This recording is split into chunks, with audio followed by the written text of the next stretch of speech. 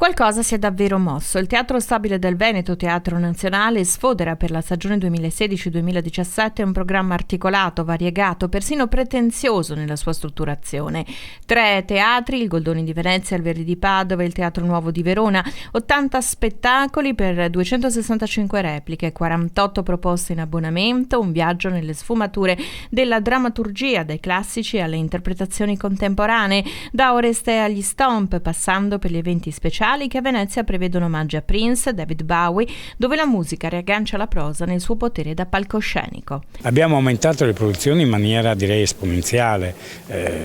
Oggi abbiamo delle produzioni che non solo occupano i nostri teatri, ma che cominciano a girare per l'Italia e che cominciano anche ad andare all'estero. Ora deve aumentare il pubblico, diceva prima. Questo è il problema. Allora, noi abbiamo avuto dei momenti, cioè degli anni in cui il pubblico è calato, e forse per alcune scelte diciamo artistiche, per alcune scelte culturali.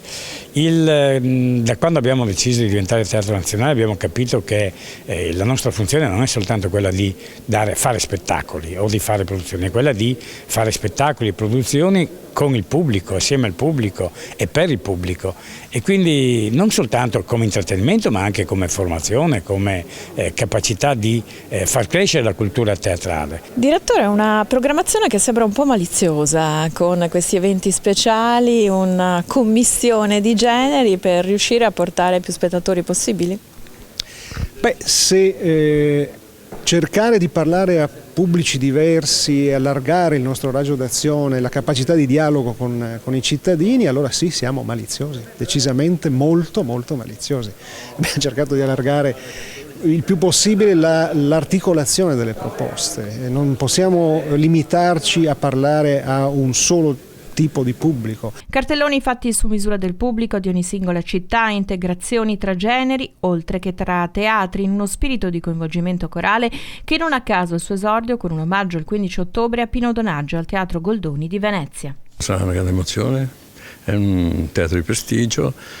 Ho già l'altro anno scritto 2 musiche per le commedie, per teatro. Ho fatto la musica di Uno sguardo della Ponte, fatto da Sebastiano Somma, e un'altra musica per il Sindaco Pescatore, sempre teatrale. Quindi diciamo che sono entrato anche con la musica nel teatro, che di solito si inizia, io invece lo faccio verso la fine, che anche quello sempre per avere uno stimolo nuovo.